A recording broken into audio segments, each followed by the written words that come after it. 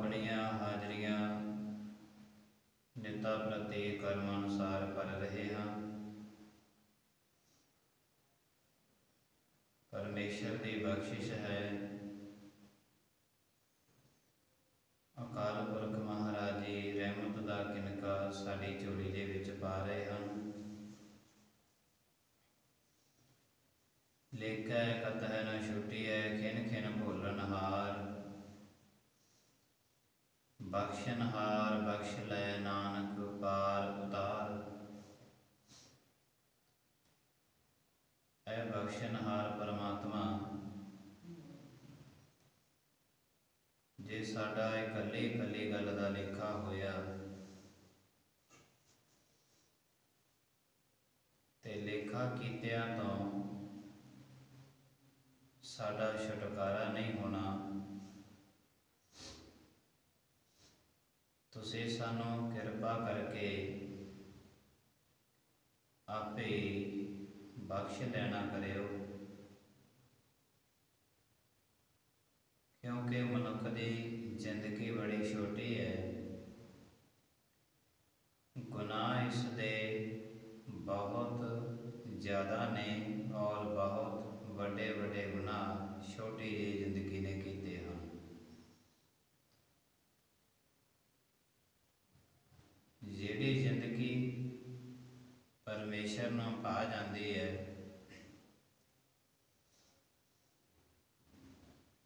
ਪਰਮੇਸ਼ਰ ਖੁਦ ਹੀ ਉਹਨਾਂ ਨੂੰ ਆਪਣਾ ਰੂਪ ਦੇ ਦਿੰਦੇ ਹਨ। ਦੁਨੀਆ ਦੇ ਹਰ ਇੱਕ ਪਦਾਰਥ ਨੂੰ ਠੁਕਰਾ ਕੇ ਗੁਰੂ ਨਾਨਕ ਦੇਵ ਸਾਹਿਬ ਜੀ ਮਹਾਰਾਜ ਮਲਕ ਭਾਗੋ ਦੇ ਅਨੇਕਾਂ ਤਰ੍ਹਾਂ ਦੇ ਭੋਜਨ ਛੱਡ ਕੇ ਭਾਈ ਲਾਲੋ ਦੇ ਘਰ ਜਾ ਕੇ ਠਹਿਰਦੇ ਹਨ।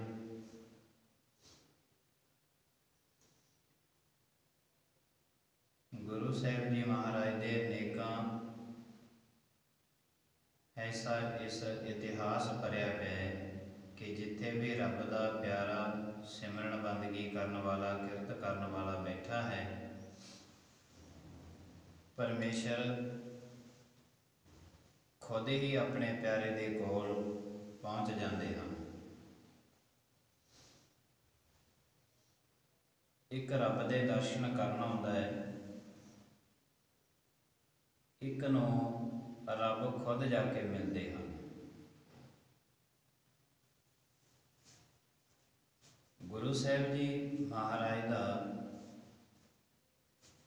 ਇਹਨਾਂ ਕਰਮਾਂ ਦੇ ਕਰਕੇ ਇਤਿਹਾਸ ਬੜਾ ਲੰਬਾ ਚੌੜਾ ਹੈ। ਜਗਤ ਦਾ ਭਰਮਣ ਕਰਦੇ ਹਨ। ਭਰਮਣ ਕਰਦਿਆਂ ਕਰਦਿਆਂ ਦੁਨੀਆ ਦੀਆਂ ਸਾਰੀਆਂ ਵਸਤੂਆਂ ਠੁਕਰਾ ਕੇ ਜਿੱਥੇ ਰੱਬ ਦਾ ਪਿਆਰਾ ਬੈਠਾ ਹੈ, ਉੱਥੇ ਜਾ ਕੇ ਉਸ ਦੇ ਕੋਲ ਅਕਾਲ ਪੁਰਖ ਜੀ ਮਹਾਰਾਜ ਬੈਠ ਜਾਂਦੇ ਨੇ। ਪਿਛੋਕੜ ਤੋਂ ਲੈ ਕੇ ਸਾਰੇ ਯੁੱਗਾਂ ਦੇ ਵਿੱਚ ਇਹੀ ਇਤਿਹਾਸ ਚੱਲਿਆ ਆ ਰਿਹਾ ਹੈ।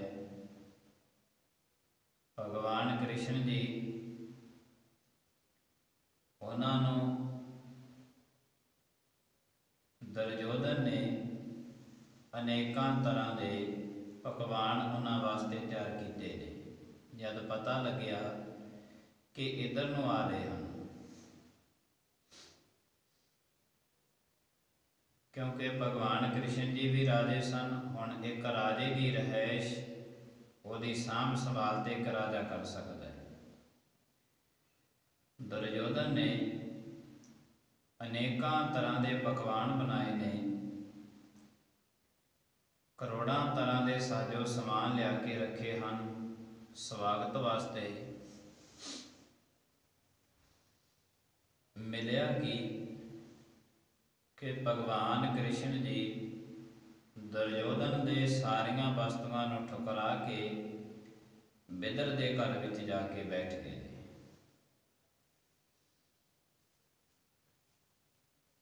ਜਦ ਇਸ ਨੂੰ ਪਤਾ ਲੱਗਿਆ ਕਿ ਭਗਵਾਨ ਕ੍ਰਿਸ਼ਨ ਜੀ ਤੇ ਬਿਦਰ ਦੇ ਘਰ ਚਲੇ ਗਏ ਹਨ।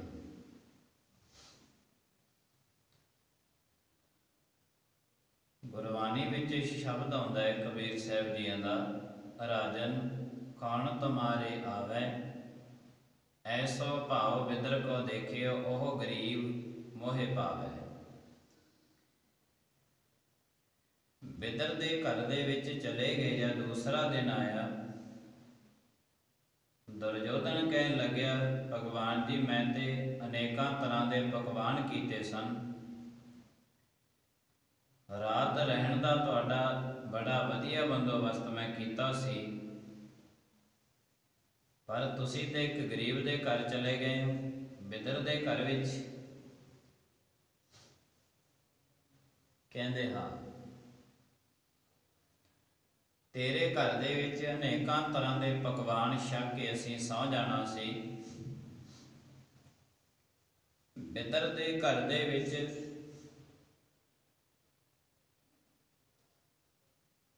ਰੁੱਖਾ ਮੇਸਾ ਭੋਜਨ ਛਕ ਕੇ ਸਾਰੀ ਰਾਤ ਪ੍ਰਭੂ ਦੇ ਗੁਣ ਗਾਉਂਦਿਆਂ, ਪ੍ਰਭੂ ਦੇ ਵਿਚਾਰ ਕਰਦਿਆਂ ਸਾਡੀ ਸਾਰੀ ਰਾਤ ਲੰਘੀ ਹੈ। ਤੇਰੇ ਘਰ ਦੇ ਵਿੱਚ ਰਾਤ ਸੌਂ ਕੇ ਲੰਘਾਉਣੀ ਸੀ, ਇੱਥੇ ਰਾਤ ਪ੍ਰਭੂ ਦੇ ਗੁਣ ਗਾ ਕੇ ਲੰਘੀ ਹੈ। ਇਸ ਲਈ ਰਾਜਨ ਕੌਣ ਤੁਮਾਰੇ ਆਵੈ, ਐਸੋ ਭਾਵ ਬਿਦਰ ਕੋ ਦੇਖਿਓ, ਉਹ ਗਰੀਬ ਮੋਹਿ ਭਾਵੈ। ਗੁਰੂ ਸਾਹਿਬ ਜੀ ਮਹਾਰਾਜ ਜੀ ਅਨੇਕਾਂ ਤਰ੍ਹਾਂ ਦੇ ਪਦਾਰਥਾਂ ਨੂੰ, ਦੁਨੀਆ ਦੀਆਂ ਅਨੇਕਾਂ ਤਰ੍ਹਾਂ ਦੀਆਂ ਖੁਸ਼ੀਆਂ ਨੂੰ ਬਹੁਤ ਜਗ੍ਹਾ ਤੇ ਗੁਰੂ ਸਾਹਿਬ ਜੀ ਮਹਾਰਾਜ ਨੇ ਠੁਕਰਾਇਆ ਹੈ। ਕਿਉਂਕਿ ਅਕਾਲ ਪੁਰਖ ਮਹਾਰਾਜਿਆਂ ਦਾ ਜਿਹੜਾ ਇਹ ਦਰ ਹੈ, ਇਹਦੇ ਵਿੱਚ ਜਿਹੜਾ ਪ੍ਰਭੂ ਦੀ ਬੰਦਗੀ ਦੇ ਵਿੱਚ ਜੁੜ ਜਾਂਦਾ ਹੈ, ਸਿਮਰਨ ਦੇ ਵਿੱਚ ਜੁੜ ਜਾਂਦਾ ਹੈ, ਉਹਨਾਂ ਦੀਆਂ ਸਿਫਤ ਸਲਾਘਾਂ ਇੱਥੇ ਹੁੰਦੀਆਂ ਨੇ।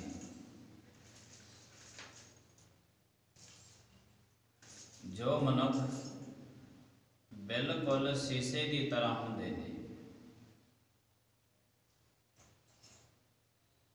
ਸ਼ੀਸ਼ਾ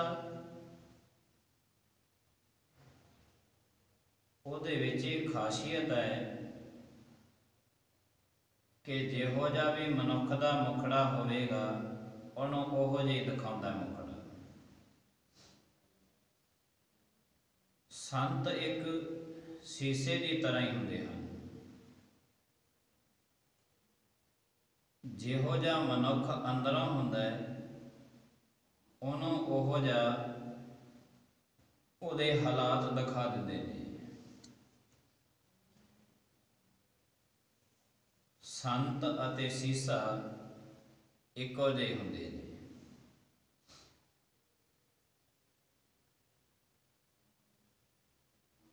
ਔਰ ਇਹਨਾਂ ਦੇ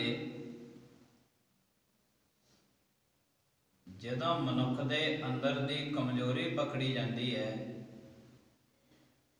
ਸੰਤ ਅਕਸਰ ਹੀ ਪਕੜ ਲੈਂਦੇ ਹਨ। ਫਿਰ ਇਹ ਮਨੁੱਖ ਤੜਫਦਾ ਬਹੁਤ ਹੈ, ਕਿਉਂਕਿ ਇਹਨੇ ਦੁਨੀਆ ਤੋਂ, ਸਾਰੀ ਦੁਨੀਆ ਤੋਂ ਨੂੰ ਛੁਪਾ ਕੇ ਲੁਕੋ ਕੇ ਰੱਖਿਆ ਸੀ। ਅੱਜ ਦੁਨੀਆ ਦੇ ਅੱਗੇ ਪ੍ਰਗਟ ਹੋ ਗਈ ਹੈ।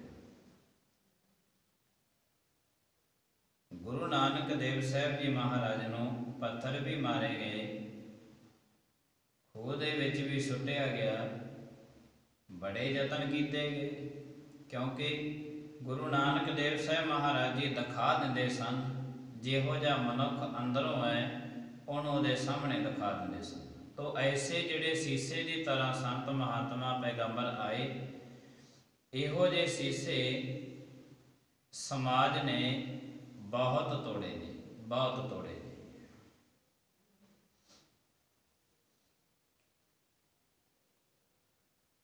ਕਿਉਂਕਿ ਸਮਾਜ ਨੂੰ ਪਤਾ ਹੈ ਕਿ ਸ਼ੀਸ਼ੇ ਨੂੰ ਤੋੜਨਾ ਬੜਾ ਆਸਾਨ ਹੈ, ਪੱਥਰ ਨੂੰ ਤੋੜਨਾ ਬੜਾ ਕਠਿਨ ਹੈ। ਸੀਸੇ ਤੋੜੇ ਨੇ ਕਦੇ ਤੱਤੀਆਂ ਤਵੀਆਂ ਤੇ ਬਿਠਾਏ, ਕਦੇ ਜਿਉਂਦਾਂ ਦੀ ਖੱਲ ਉਤਾਰੀ ਗਈ, ਕਦੇ ਜੰਗ ਜੁੱਧਾਂ ਕੀਤੇ ਗਏ। ਬੜੇ ਕੀਮਤੀ ਸੀਸੇ ਸਮਾਜ ਨੇ ਤੋੜੇ ਨੇ। ਪੱਥਰ ਤੋੜਨ ਵਾਸਤੇ ਬਹੁਤ ਯਤਨ ਕਰਨੇ ਪੈਂਦੇ ਨੇ। ਸਮਾਜ ਦੇ ਲੋਕ ਪੱਥਰ ਨੂੰ ਤੋੜਨ ਤੋਂ ਅਕਸਰ ਡਰ ਜਾਂਦੇ ਹਨ।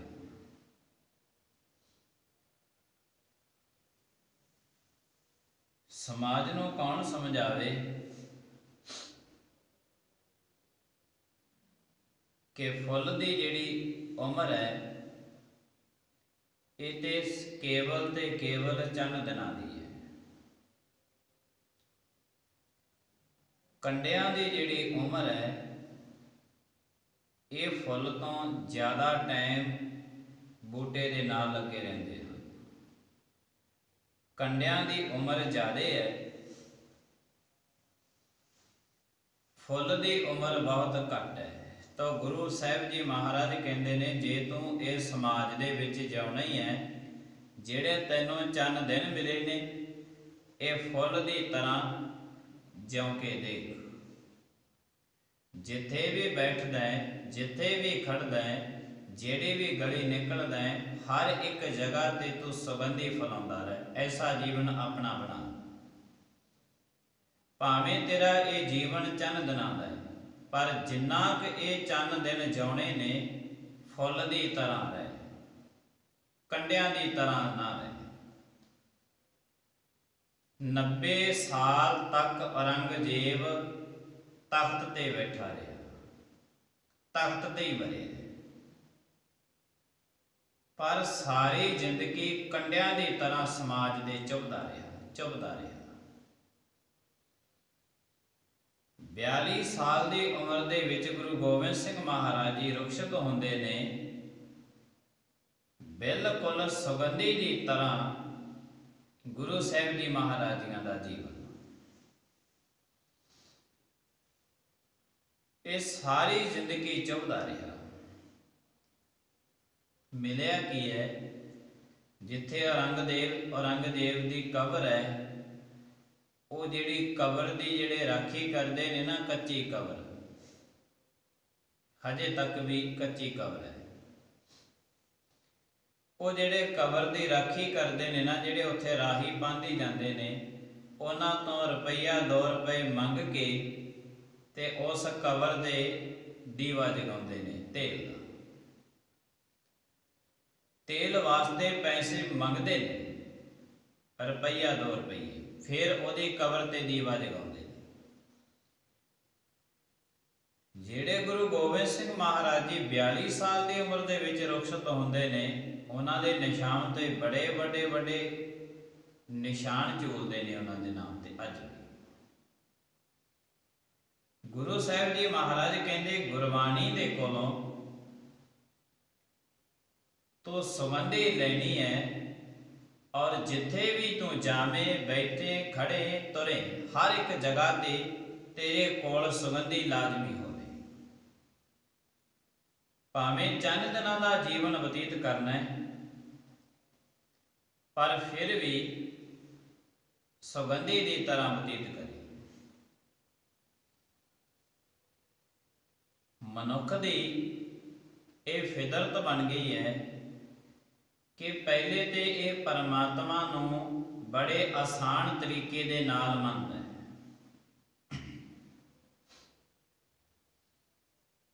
ਦੂਸਰਾ, ਇਹ ਪਰਮਾਤਮਾ ਦੀ ਗੱਲ ਮੰਨਣ ਤੋਂ ਇਨਕਾਰੀ ਹੋ ਜਾਂਦਾ ਹੈ। ਪਰਮਾਤਮਾ ਨੂੰ ਮੰਨਦਾ ਵੀ ਹੈ, ਮੰਨਦਾ ਵੀ ਨਹੀਂ, ਦੋਨੇ ਹੀ ਕਰਮ ਕਰਦਾ ਹੈ। ਮਨੁੱਖ ਤੇ ਜੈਸਾ ਗੁਰਬਾਣੀ ਨੇ ਕਿਹਾ ਕਿ ਜੀਵਨ ਕੈਸੇ ਬਤੀਤ ਕਰਨਾ ਹੈ, ਮਨੁੱਖ ਇਸੇ ਤਰ੍ਹਾਂ ਨਹੀਂ ਜਿਉ ਰਿਹਾ। ਅਜੋਕੇ ਸਮੇਂ ਦਾ ਮਨੁੱਖ ਜ਼ਿਆਦਾਤਰ ਜਿਹੜਾ ਇਹਦਾ ਜੀਵਨ ਹੈ ਇਹ ਜਾਤਾਂ ਅਤੇ ਪਾਤਾਂ ਦੇ ਵਿੱਚ ਹੀ ਰੁੜ ਕੇ ਰਹਿ ਗਿਆ। ਗੁਰਬਾਣੀ ਨੇ ਹਰ ਇੱਕ ਗੱਲ ਨੂੰ ਬੜੇ ਸੁਚੱਜੇ ਢੰਗ ਦੇ ਨਾਲ ਮਨੁੱਖਤਾ ਦੇ ਅੱਗੇ ਰੱਖਿਆ। ਜਦ ਗੁਰੂ ਨਾਨਕ ਦੇਵ ਸਾਹਿਬ ਜੀ ਮਹਾਰਾਜ ਜਗਤ ਦੇ ਵਿੱਚ ਆਏ ਸਨ ਤੇ ਉਸ ਵਕਤ 3200 ਜਾਤ ਸਮਾਜ ਦੇ ਵਿੱਚ ਚੱਲ ਰਹੀ ਸੀ ਤੇ ਸਾਰੀ ਦੁਨੀਆ ਇਹ ਜਾਤਾਂ ਤੇ ਪਾਤਾਂ ਦੇ ਵਿੱਚ ਉਲਝੀ ਹੋਈ ਸੀ, ਜਿਸ ਤਰ੍ਹਾਂ ਅਜੋਕੇ ਸਮੇਂ ਦਾ ਮਨੁੱਖ ਉਲਝਿਆ ਹੋਇਆ ਹੈ। ਗੁਰੂ ਸਾਹਿਬ ਜੀ ਮਹਾਰਾਜ ਨੇ ਉਪਦੇਸ਼ ਦਿੱਤਾ, ਖੱਤਰੀ ਬ੍ਰਾਹਮਣ ਸੂਦ ਵੈਸ ਉਪਦੇਸ਼ ਚਾਹੁ ਵਰਨਾ ਕਉ ਸਾਂਝਾ। ਗੁਰਮੁਖ ਨਾਮ ਜਪੈ ਉਧਰੈ ਸੋ ਕਲਮ ਹੈ, ਘਟ ਘਟ ਨਾਨਕ ਮਾਝਾ। ਗੁਰੂ ਨਾਨਕ ਦਾ ਉਪਦੇਸ਼। ਸ੍ਰੇਸ਼ਟ ਸਭ ਇੱਕ ਵਰਨ ਹੋਈ, ਧਰਮ ਕੀ ਗਤ ਰਹੀ।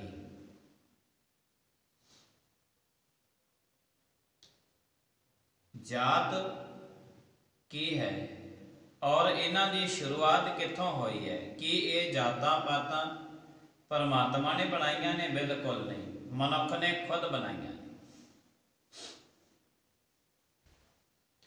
ਕਮਾਲ ਦੀ ਗੱਲ ਹੈ ਕਿ ਮਨੁੱਖ ਬਹੁਤ ਅਣਜਾਣ ਪੁਣੇ ਦੇ ਵਿੱਚ ਰਹਿੰਦਾ ਹੋਇਆ ਇਹਨਾਂ ਜਾਤਾਂ ਪਾਤਾਂ ਦੀ ਹਜੇ ਤੱਕ ਵੀ ਪਰਖ ਕਰਦਾ। ਜਾਤ ਕਿਸੇ ਦੀ ਜਨਮ ਤੋਂ ਨਹੀਂ ਪਰਖੀ ਜਾ ਸਕਦੀ, ਜਾਤ ਕਿਸੇ ਦੀ ਕਰਮਾਂ ਤੋਂ ਪਰਖੀ ਜਾ ਸਕਦੀ ਹੈ, ਜਿਹੋ ਜਿਹੇ ਮਨੁੱਖ ਕਰਮ ਕਰਦਾ ਹੈ। ਸ਼ਾਇਦ ਆਪ ਜੀ ਨੂੰ ਪਤਾ ਹੋਵੇ ਕਿ ਜਦੋਂ ਪੁਰਾਤਨ ਸਮੇਂ ਦਾ ਦੌਰ ਚੱਲਦਾ ਹੁੰਦਾ ਸੀ, ਉਦੋਂ ਸੁਭਾਅ ਨੂੰ ਦੇਖ ਕੇ ਹੀ ਉਹਦਾ ਨਾਮ ਰੱਖਿਆ ਜਾਂਦਾ ਸੀ। ਉਹਦਾ ਸੁਭਾਅ ਕਿਹੋ ਜਿਹਾ ਹੈ? ਜ਼ਿਆਦਾਤਰ ਇਸ ਦੇ ਵਿੱਚ ਖੱਤਰੀ ਬ੍ਰਾਹਮਣ ਸੂਦ ਵੈਸ ਇਹ ਚਾਰ ਵਰਨ, ਚਾਰ ਜਾਤਾਂ ਉੱਚ ਮੰਨੀਆਂ ਜਾਂਦੀਆਂ ਸਨ।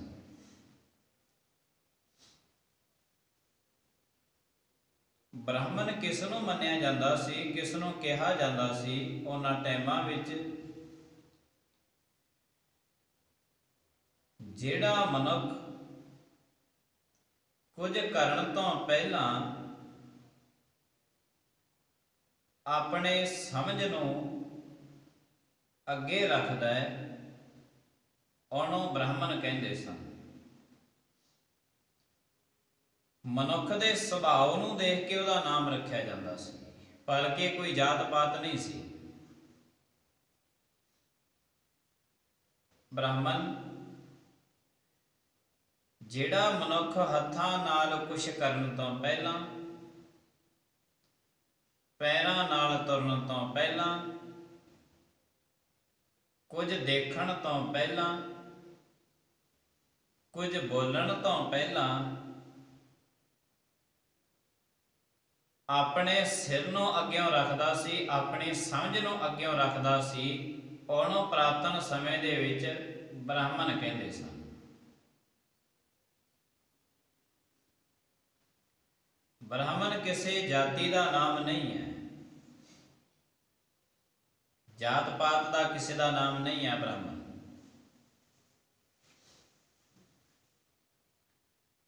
ਜਿਹੜਾ ਮਨੁੱਖ ਕੁਛ ਵੀ ਕਰਨ ਤੋਂ ਪਹਿਲਾਂ, ਚੱਲਣ ਤੋਂ ਪਹਿਲਾਂ, ਬੋਲਣ ਤੋਂ ਪਹਿਲਾਂ, ਦੇਖਣ ਤੋਂ ਪਹਿਲਾਂ, ਕੁਛ ਕਰਨ ਤੋਂ ਪਹਿਲਾਂ ਆਪਣੀ ਸਮਝ ਨੂੰ ਅੱਗੇ ਰੱਖਦਾ ਸੀ, ਆਪਣੇ ਸਿਰ ਨੂੰ ਅੱਗੇ ਰੱਖਦਾ ਸੀ, ਉਹਨੂੰ ਬ੍ਰਾਹਮਣ ਕਹਿੰਦੇ ਸਨ।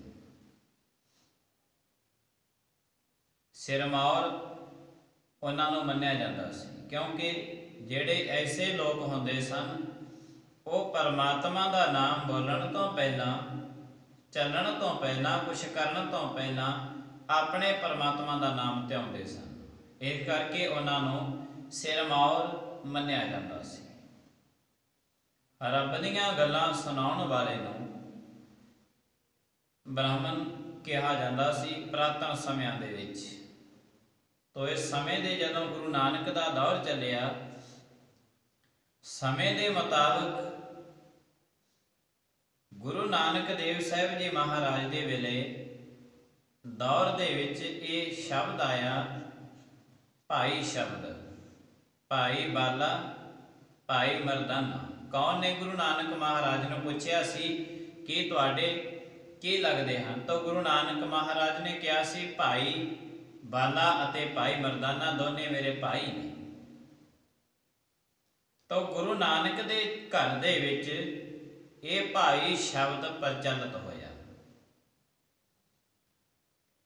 ਉਸ ਤੋਂ ਬਾਅਦ ਗੁਰੂ ਨਾਨਕ ਦੇਵ ਸਾਹਿਬ ਜੀ ਮਹਾਰਾਜ ਜੀਆਂ ਦੀ ਪੰਜਵੀਂ ਜੋਤ ਗੁਰੂ ਅਰਜਨ ਦੇਵ ਸਾਹਿਬ ਮਹਾਰਾਜ ਜੀ, ਉਸ ਵੇਲੇ ਬਾਬਾ ਬੁੱਢਾ ਸਾਹਿਬ ਜੀਆਂ ਨੂੰ ਹੈੱਡ ਗ੍ਰੰਥੀ ਲਾਇਆ ਤੇ ਬਾਬਾ ਬੁੱਢਾ ਸਾਹਿਬ ਜੀਆਂ ਨੂੰ ਲਾ ਕੇ ਉਹਨਾਂ ਨੇ, ਗੁਰੂ ਨਾਨਕ ਨੇ ਪਹਿਲੇ ਵਚਨ ਕਰ ਦਿੱਤਾ ਸੀ, ਕੰਮ ਤੇ ਤੂੰ ਹੈ ਤੇ ਤੂੰ ਬੱਚਾ, ਪਰ ਤੇਰੀ ਸੂਝ ਬੂਝ ਬੁੱਢਿਆਂ ਵਾਲੀ ਹੈ। ਇੱਥੋਂ ਨਾਮ ਪੈ ਗਿਆ ਸੀ ਬਾਬਾ ਬੁੱਢਾ।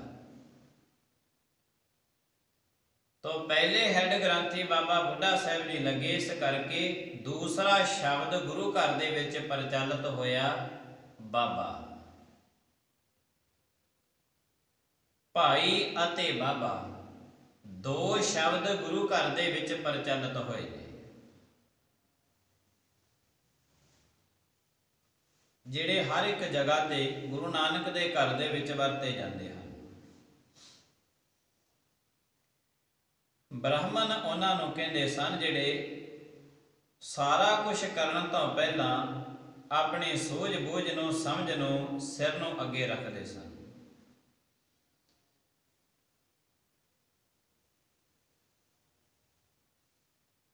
ਔਰ ਦੂਸਰਾ ਜਿਹੜਾ ਸੀ ਖੱਤਰੀ,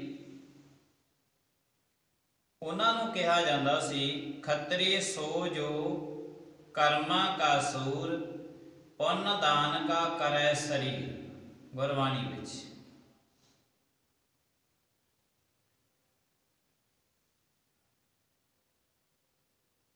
ਖੱਤਰੀ ਜਿਹੜਾ ਹਰ ਇੱਕ ਪੱਖ ਤੋਂ ਗਰੀਬ ਦੀ ਮਦਦ ਵਾਸਤੇ ਖੜ ਜਾਵੇ, ਉਹਨੂੰ ਖੱਤਰੀ ਕਹਿੰਦੇ ਹਨ। ਸੂਰਾ ਸੋ ਪਹਿਚਾਨੀਐ ਜੋ ਲੜੈ ਦੀਨ ਕੇ ਹੇਤ। ਇੱਥੇ ਦੀਨ ਸ਼ਬਦ ਹੈ, ਗਰੀਬ ਅਰਥ ਨੇ ਜਿਹੜੇ ਦੀਨ ਦੇ, ਗਰੀਬ ਸ਼ਬਦ। ਜਿਹੜਾ ਮਨੁੱਖ ਦੁਨੀਆ ਦੀਆਂ ਸਾਰੀਆਂ ਤਾਕਤਾਂ ਨੂੰ ਛੱਡ ਕੇ ਗਰੀਬ ਦੇ ਪੱਖ ਵਿੱਚ ਖੜ ਜਾਵੇ, ਗਰੀਬ ਦੀ ਮਦਦ ਵਾਸਤੇ ਖੜ ਜਾਵੇ, ਗਰੀਬ ਦੇ ਹਰ ਇੱਕ ਪੱਖ ਤੋਂ ਸਹਾਇਤਾ ਵਾਸਤੇ ਖੜ ਜਾਵੇ, ਉਹਨਾਂ ਨੂੰ ਪੁਰਾਤਨ ਸਮਿਆਂ ਦੇ ਵਿੱਚ ਖੱਤਰੀ ਕਿਹਾ ਜਾਂਦਾ ਸੀ।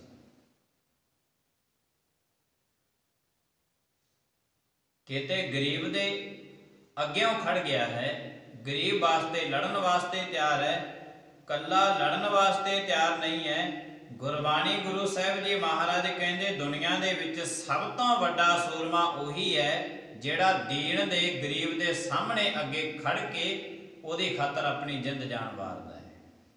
ਸਭ ਤੋਂ ਵੱਡਾ ਸੂਰਮਾ ਹੈ। ਸੂਰਾ ਸੋ ਪਹਿਚਾਨੀ ਹੈ ਜੋ ਲੜੈ ਦੀਨ ਕੇ ਹੇਤ, ਦੀਨ ਭਾਵ ਗਰੀਬ ਵਾਸਤੇ।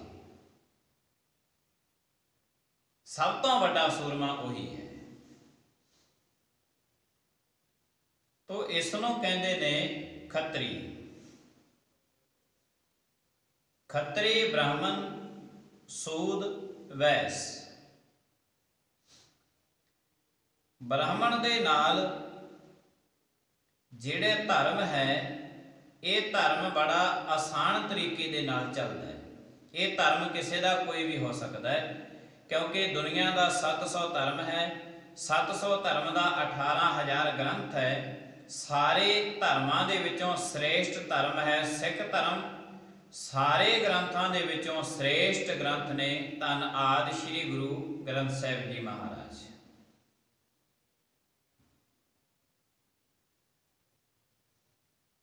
ਇਹਦੇ ਵਿੱਚ ਧਰਮ ਨਹੀਂ ਦੇਖਿਆ ਜਾ ਸਕਦਾ ਕਿ ਮਨੁੱਖ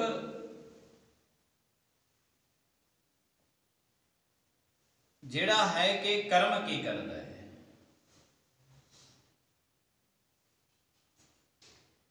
ਤੀਸਰਾ ਹੈ ਦੂਸਰੇ ਦੇ ਨਾਲ ਵੀ, ਬ੍ਰਾਹਮਣ ਦੇ ਨਾਲ ਧਰਮ ਚੱਲਦਾ ਹੈ। ਦੂਸਰਾ ਖੱਤਰੀ ਦੇ ਨਾਲ ਵੀ ਧਰਮ ਚੱਲਦਾ ਹੈ, ਕਿਉਂਕਿ ਬਹੁਤ ਵੱਡੀ ਦਿੱਤੀ ਹੋਈ ਕੁਰਬਾਨੀ ਮਨੁੱਖ ਦੀ ਅਜਾਈ ਨਹੀਂ ਜਾਂਦੀ ਜਿਹੜਾ ਕਿਸੇ ਗਰੀਬ ਵਾਸਤੇ ਲੜਦਾ ਹੈ, ਅਜਾਈ ਨਹੀਂ ਜਾਂਦੀ। ਸਿੱਖ ਧਰਮ ਦਾ ਇਤਿਹਾਸ ਭਰਿਆ ਪਿਆ ਐਸੀਆਂ ਕੁਰਬਾਨੀਆਂ ਦੇ ਨਾਲ ਕਿ ਜਦ ਜਿਸ ਦੇ ਨਾਲ ਕੋਈ ਨਹੀਂ ਖੜਦਾ ਸੀ, ਗੁਰੂ ਗੋਬਿੰਦ ਸਿੰਘ ਮਹਾਰਾਜ ਉਹਨਾਂ ਦੇ ਨਾਲ ਖੜੇ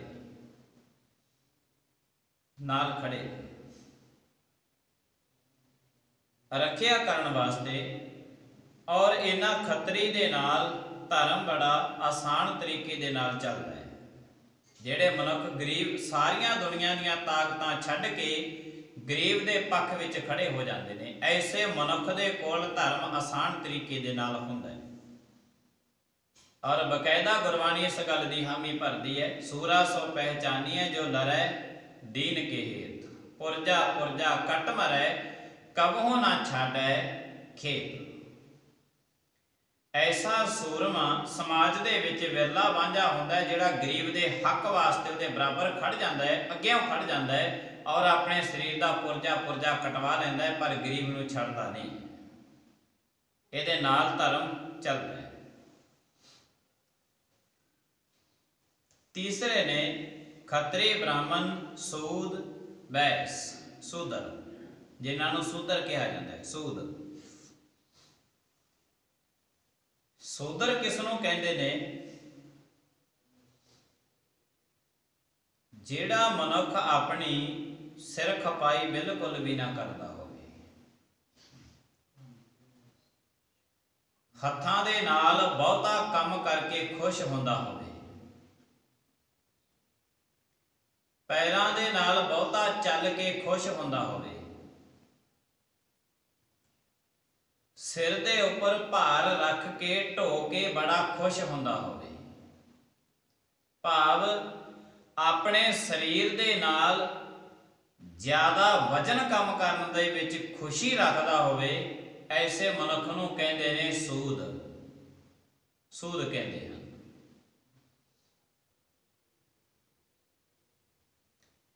ਗੁਰਬਾਣੀ ਕਿੱਥੇ ਜਾ ਕੇ ਇਹਨਾਂ ਚੀਜ਼ਾਂ ਦਾ ਖੰਡਨ ਕਰਦੀ ਹੈ, ਜਰਾ ਧਿਆਨ ਦੇ ਨਾਲ। ਗੁਰੂ ਨਾਨਕ ਨੇ ਬੜੇ ਆਸਾਨ ਤਰੀਕੇ ਦੇ ਨਾਲ ਸਾਨੂੰ ਇਹਨਾਂ ਜਾਲ ਦੇ ਵਿੱਚੋਂ ਕੱਢਿਆ, ਆਸਾਨ ਤਰੀਕੇ ਦੇ ਨਾਲ ਕਿ ਸਮਝ ਆਵੇ ਸਭ ਦੇ।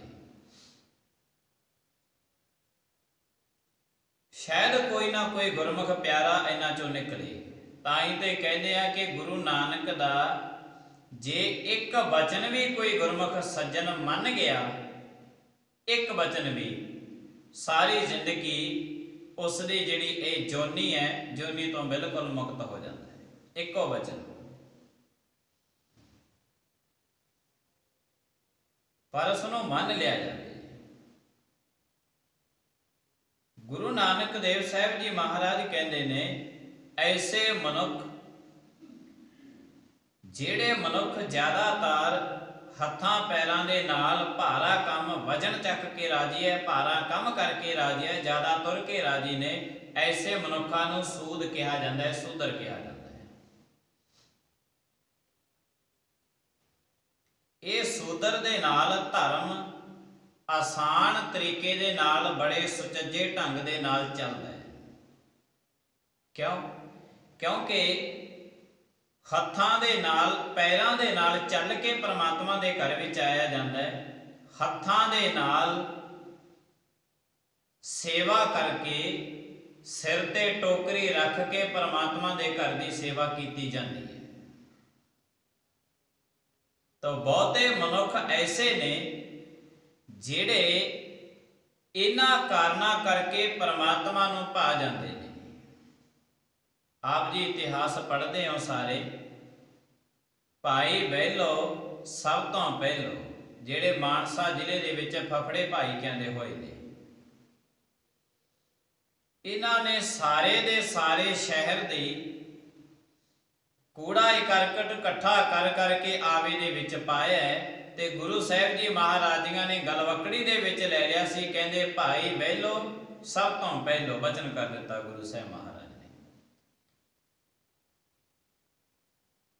ਬੜਾ ਭਾਰ ਢੋਇਆ ਸੀ ਸਿਰ ਤੇ। ਸੂਦਰ ਦੇ ਨਾਲ ਧਰਮ ਚੱਲਦਾ ਹੈ ਆਸਾਨ ਤਰੀਕੇ ਦੇ ਨਾਲ। ਬਹੁਤੇ ਮਨੁੱਖ ਐਸੇ ਕਰਮ ਕਰਦੇ ਹਨ, ਐਸੇ ਕਰਮ ਕਰਦੇ ਰਹਿੰਦੇ ਨੇ, ਅਕਸਰ ਪਰਮਾਤਮਾ ਨੂੰ ਪਾ ਲੈਂਦੇ ਹਨ।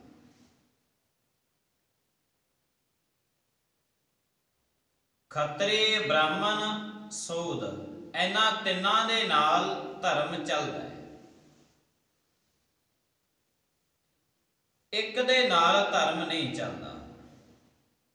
ਉਹ ਕੌਣ ਨੇ? ਵੈਸ। ਵੈਸ ਦੇ ਨਾਲ ਕਦੇ ਧਰਮ ਚੱਲਦਾ ਨਹੀਂ। ਵੈਸ ਕਿਹਨੂੰ ਕਹਿੰਦੇ ਨੇ? ਜਿਹੜਾ ਮਨੁੱਖ ਕੇਵਲ ਤੇ ਕੇਵਲ ਧਨ ਕਮਾਉਣ ਦੇ ਮਗਰ ਹੀ ਭੱਜਦਾ ਰਹੇ। ਉਹਨੂੰ ਭਾਵੇਂ ਆਪਣਾ ਆਪ ਵੇਚਣਾ ਪਵੇ, ਭਾਵੇਂ ਆਪਣਾ ਈਮਾਨ ਵੇਚਣਾ ਪਵੇ, ਭਾਵੇਂ ਆਪਣਾ ਧਰਮ ਵੇਚਣਾ ਪਵੇ, ਭਾਵੇਂ ਆਪਣੀ ਕੌਮ ਵੇਚਣੀ ਪਵੇ, ਭਾਵੇਂ ਆਪਣੀ ਸਟੇਟ ਵੇਚਣੀ ਪਵੇ, ਵਸ ਚੱਲੇ ਭਾਵੇਂ ਉਹਨੂੰ ਆਪਣਾ ਦੇਸ਼ ਵੇਚਣਾ ਪੈ ਜੇ। ਐਸੇ ਮਨੁੱਖ ਦੇ ਨਾਲ ਧਰਮ ਨਹੀਂ ਚੱਲਦਾ ਜੋ ਕੇਵਲ ਤੇ ਕੇਵਲ ਸਾਰਾ ਕੁਝ ਵੇਚ ਕੇ ਆਪਣੇ ਕੋਲ ਧਨ ਲਿਆਉਣਾ ਚਾਹੁੰਦਾ ਹੈ। ਉਹ ਗੱਲ ਵੱਖਰੀ ਹੈ। ਕਿਸੇ ਨੇ ਦੁਕਾਨ ਕੀਤੀ ਹੈ, ਸਾਰਾ ਕੁਝ ਵੇਚ ਕੇ ਆਪਣੀ ਕਿਰਤ ਕਰਦੇ ਨੇ, ਗੱਲ ਵੱਖਰੀ ਹੈ। ਕੋਈ ਮਨੁੱਖ ਦਫ਼ਤਰ ਦੇ ਵਿੱਚ ਜਾ ਰਿਹਾ ਹੈ, ਕੰਮ ਧੰਦਾ ਕਰਦਾ ਹੈ, 1 ਮਹੀਨੇ ਬਾਅਦ ਆਪਣੀ ਤਨਖਾਹ ਲੈ ਕੇ ਆਪਣੇ ਬੱਚਿਆਂ ਦੀ ਪਾਲਣ ਪੋਸ਼ਣਾ ਕਰਦਾ ਹੈ, ਗੱਲ ਵੱਖਰੀ ਹੈ। ਉਹ ਉਹਨਾਂ ਦੀ ਕਿਰਤ ਹੈ, ਇਹ ਕਿਰਤ ਦੇ ਵਿੱਚ ਆਉਂਦਾ ਹੈ।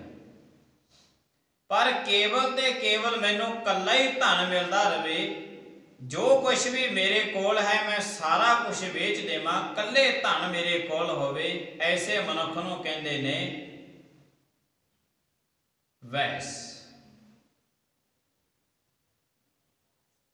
ਕੀ ਹੈ ਘਰ-ਬਾਰ ਵੇਚਿਆ ਜਾ ਸਕਦਾ ਹੈ? ਕੀ ਹੈ ਕਿਸੇ ਦੇ ਕੋਲ ਵਿਦਿਆ ਵੇਚੀ ਜਾ ਸਕਦੀ ਹੈ? ਜਰਾ ਮਾਫ ਕਰਨਾ, ਕੀ ਹੈ ਪਾਠ ਵੇਚਿਆ ਜਾ ਸਕਦਾ ਹੈ? ਕੀ ਹੈ ਕਥਾ, ਕੀ ਹੈ ਕੀਰਤਨ ਵੇਚਿਆ ਜਾ ਸਕਦਾ ਹੈ? ਨਜ਼ਰਾਨੇ ਲੈਣੇ, ਪੇਟਾ ਲੈਣੀ ਗੱਲ ਵੱਖਰੀ ਹੈ, ਵੇਚਣਾ ਗੱਲ ਵੱਖਰੀ ਹੈ। ਜਿਹੜਾ ਮਨੁੱਖ ਸਾਰਾ ਕੁਝ ਵੇਚ ਕੇ ਆਪਣੇ ਕੋਲੇ ਧਨ ਇਕੱਠਾ ਕਰਨਾ ਚਾਹੁੰਦਾ ਹੈ, ਬਹੁਤਾ ਧਨ ਇਕੱਠਾ ਕਰਨਾ ਚਾਹੁੰਦਾ ਹੈ, ਐਸੇ ਮਨੁੱਖ ਨੂੰ ਕਹਿੰਦੇ ਨੇ ਵੈਸ। ਦੁਨੀਆ ਦਾ ਕੋਈ ਵੀ ਧਰਮ ਐਸੇ ਬੰਦੇ ਦੇ ਨਾਲ ਨਹੀਂ ਚੱਲਦਾ, ਨਹੀਂ ਚੱਲਦਾ। ਖੱਤਰੀ, ਬ੍ਰਾਹਮਣ, ਸੂਦ, ਵੈਸ। ਉਪਦੇਸ਼ ਚਾਹੁ ਵਰਨਾ ਕੋ ਸਾਂਝਾ। ਗੁਰੂ ਨਾਨਕ ਦੇਵ ਸਾਹਿਬ ਜੀ ਮਹਾਰਾਜ ਜੀਆਂ ਨੇ ਇਹ ਸਾਰੇ ਵਰਨਾਂ ਨੂੰ ਸਾਂਝਾ ਉਪਦੇਸ਼ ਦਿੱਤਾ ਹੈ। ਬਲਕਿ ਇਹ ਕੋਈ ਜਾਤ ਪਾਤ ਨਹੀਂ ਸੀ। ਜਿਹੋ ਜਿਹਾ ਬੰਦੇ ਦਾ ਸੁਭਾਅ ਸੀ, ਬੰਦੇ ਦੇ ਸੁਭਾਅ ਨੂੰ ਦੇਖ ਕੇ ਉਹ ਬੰਦੇ ਦਾ ਨਾਮ ਰੱਖਿਆ ਜਾਂਦਾ ਸੀਗਾ। ਕੋਈ ਦਿਮਾਗ ਦੀ ਬਹੁਤੀ ਵਰਤੋਂ ਕਰਦਾ ਹੈ ਤੇ ਉਸ ਬੰਦੇ ਨੂੰ ਬ੍ਰਾਹਮਣ ਕਹਿੰਦੇ ਸਨ, ਦਿਮਾਗ ਬਹੁਤ ਹੈ। ਕੋਈ ਮਨੁੱਖ ਜ਼ਿਆਦਾਤਰ ਭਾਰ ਢੋ ਕੇ ਰਾਜੀ ਹੈ, ਭਾਰਾ ਕੰਮ ਕਰਕੇ ਰਾਜੀ ਹੈ, ਸੂਦਰ ਕਹਿੰਦੇ ਸਨ।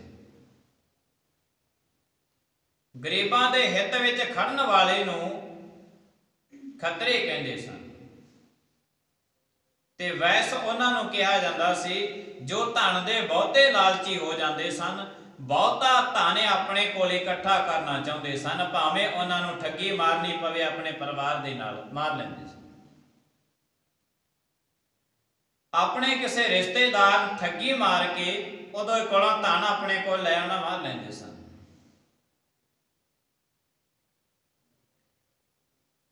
ਧਨ ਕੀ ਹੈ? ਕਿਤੋਂ ਵੀ ਕਮਾਇਆ ਜਾ ਸਕਦਾ ਹੈ।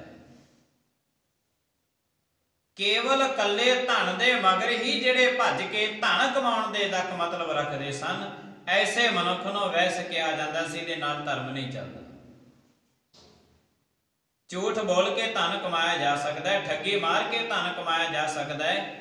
ਬੇਈਮਾਨੀ ਕੀ ਚੀਜ਼ ਹੈ? ਬੇਈਮਾਨੀ ਕਰਕੇ ਧਨ ਕਮਾਇਆ ਜਾ ਸਕਦਾ ਹੈ। तो केवल ਤੇ ਕੇਵਲ ਠੱਗੀਆਂ ਮਾਰਦਾ ਹੈ, ਬੇਈਮਾਨੀ ਕਰਦਾ ਹੈ, ਝੂਠ ਮਾਰਦਾ ਹੈ, ਸਭ ਕੁਝ ਕਰਕੇ ਮਨੁੱਖ ਕੱਲਾ ਧਨ ਕਮਾਉਣਾ ਚਾਹੁੰਦਾ ਹੈ। ਐਸੇ ਮਨੁੱਖ ਦੇ ਨਾਲ ਧਰਮ ਕੋਈ ਵੀ ਨਹੀਂ ਚੱਲਦਾ। ਮਨੁੱਖ ਭਾਵੇਂ ਕਿੰਨਾ ਧਰਮੀ ਬਣਿਆ ਰਹੇ। ਗੁਰੂ ਸਾਹਿਬ ਜੀ ਮਹਾਰਾਜ ਕਹਿੰਦੇ ਇਹ ਬੰਦਿਆਂ ਦੇ ਸੁਭਾਅ ਨੂੰ ਦੇਖ ਕੇ ਉਹਨਾਂ ਦਾ ਨਾਮ ਰੱਖਿਆ ਜਾਂਦਾ ਸੀ। ਉਸ ਤੋਂ ਬਾਅਦ ਜਿਹੜਾ ਸੀ ਇਹ ਹੌਲੀ ਹੌਲੀ ਸਮਾਜ ਦੇ ਵਿੱਚ ਇੱਕ ਰਹੁ ਰੀਤ ਰਿਵਾਜ ਬਣ ਗਿਆ। ਇਹ ਦੁਨੀਆ ਨੇ ਖੱਤਰੀ ਬ੍ਰਾਹਮਣ ਸੂਦ ਵੈਸ ਦੀਆਂ ਜਾਤਾਂ ਪਾਤਾਂ ਸ਼ੁਰੂ ਕਰ ਲਈਆਂ ਨੇ। ਗੁਰੂ ਨਾਨਕ ਦੇ ਘਰ ਦੇ ਵਿੱਚ ਜਾਤ ਜਨਮ ਤੋਂ ਨਹੀਂ ਹੈ, ਜਾਤ ਕਰਮ ਤੋਂ ਪਰਖੀ ਜਾ ਸਕਦੀ ਹੈ। ਪੁਰਾਤਨ ਸਮਿਆਂ ਦਾ ਜੋ ਇਤਿਹਾਸ ਚੱਲਿਆ, ਜਾਤ ਜਨਮ ਤੋਂ ਨਹੀਂ, ਜਾਤ ਕਰਮਾਂ ਤੋਂ ਪਰਖੀ ਜਾ ਸਕਦੀ ਹੈ। ਕਰਮ ਕਿਹੋ ਜਿਹੇ ਮਨੁੱਖ ਕਰਦੇ ਹੈ, ਤਾਂ ਜਿਹੋ ਜਿਹੇ ਕਰਮ ਗੁਰੂ ਸਾਹਿਬ ਜੀ ਮਹਾਰਾਜ ਕਹਿੰਦੇ ਜਿਹੋ ਜਿਹੇ ਕਰਮ ਤੋਂ ਸਮਾਜ ਦੇ ਵਿੱਚ ਕਰੇਗਾ ਉਹੋ ਜਿਹਾ ਫਲ ਤੈਨੂੰ ਮਿਲ ਜਾਵੇਗਾ। ਸਾਰਿਆਂ ਦੇ ਨਾਲ ਧਰਮ ਆਸਾਨ ਤਰੀਕੇ ਦੇ ਨਾਲ ਸਾਰੇ ਧਰਮ ਚੱਲਦੇ ਨੇ।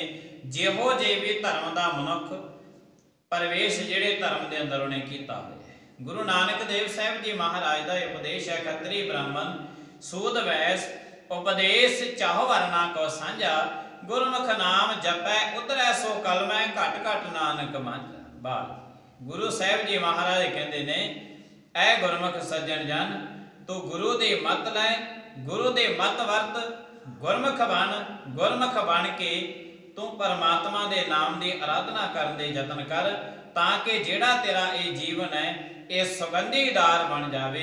ਇਸ ਦੇ ਵਿੱਚੋਂ ਜਿੱਥੇ ਵੀ ਤੂੰ ਜਾਵੇਂ, ਜਿੱਥੇ ਵੀ ਬੈਠੇ, ਹਰ ਇੱਕ ਜਗ੍ਹਾ ਤੇ ਸੁਗੰਧੀ ਹੀ ਸੁਗੰਧੀ ਤੇਰੇ ਵਿੱਚੋਂ ਨਜ਼ਰ ਆਵੇ। ਦੁਰਗੰਧ ਕਿਤੋਂ ਵੀ ਤੇਰੇ ਜੀਵਨ ਦੇ ਵਿੱਚ ਨਜ਼ਰ ਨਾ ਆਵੇ। ਗੁਰੂ ਸਾਹਿਬ ਜੀ ਮਹਾਰਾਜ ਕਹਿੰਦੇ ਦੁਰਗੰਧ ਹਰ ਇੱਕ ਜਗ੍ਹਾ ਤੇ ਮੌਜੂਦ ਹੈ, ਸੁਗੰਧੀ ਕਿਸੇ ਕਿਸੇ ਜਗ੍ਹਾ ਤੋਂ ਪ੍ਰਾਪਤ ਹੁੰਦੀ ਹੈ। ਤਾਂ ਗੁਰੂ ਸਾਹਿਬ ਜੀ ਮਹਾਰਾਜ ਜੀਆਂ ਦਾ ਇਹ ਲੰਮੇ ਚੌੜੇ ਸ਼ਬਦ ਨੇ।